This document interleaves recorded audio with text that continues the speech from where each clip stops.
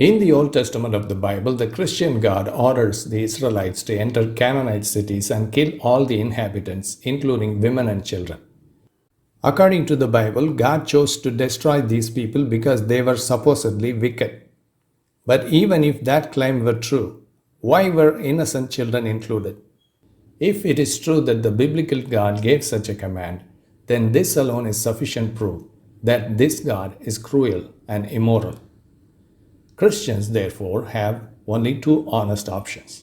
Either they must admit that the Bible contains false and human-made claims about their God, or they must accept that the God described in these texts is a cruel and immoral thug. But instead of choosing either honest option, Christians choose a third one. They attempt to defend the evil command itself. In my previous video, I referred to two of the most popular and highly educated Christian apologists today, William Lane Craig and Frank Turek, and exposed how their explanations completely fail to morally justify the genocide ordered by their God. In this video, I want to focus on how desperate these Christian apologists are to protect the reputation of their God. So desperate that they end up arguing that killing babies is morally good. Let me show you how. Frank Turek, one of the most widely recognized and influential Christian apologists today, attempts to justify the genocide of the Canaanites in a Q&A article. See on the screen. He writes, "What if God knew that if these children were to grow up, they would be just as wicked and depraved as their parents? I strongly believe that young children who die are saved by God's grace. Thus, God was actually showing these children mercy and calling them home to Himself." First, notice what Turek is claiming. When he says young children who die are saved by God's grace, he means that children who die automatically go to heaven without judgment. This may sound compassionate, but it is not a settled Christian doctrine. Christian theologians themselves are deeply divided on this issue. However, that debate is not the focus of this video. For the sake of argument, let's assume Turek is correct, that all young children who die go directly to heaven. He then adds something far more disturbing. God knew these children would grow up to become wicked and would eventually reject God, so He killed them early and took them to heaven.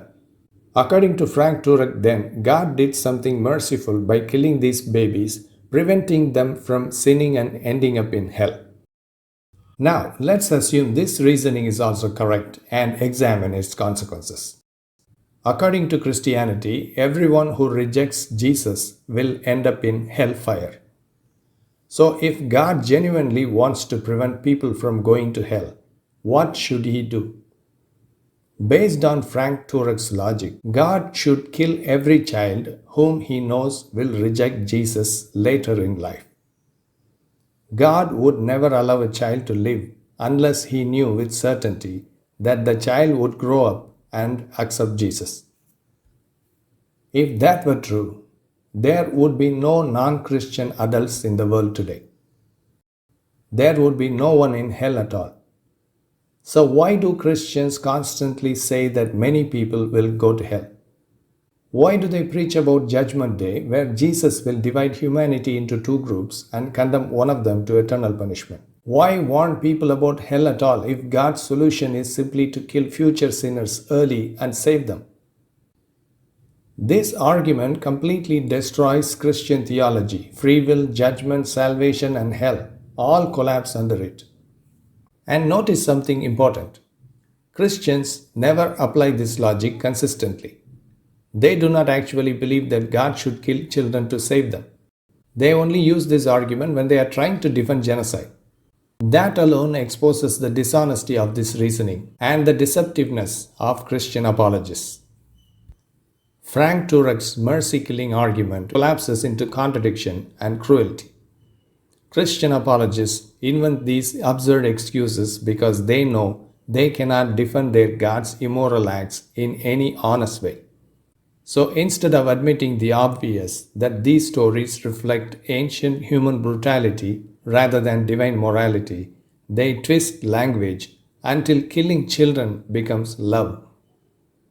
The fact that Christians must abandon honesty to portray their God as good exposes the God they worship as morally evil.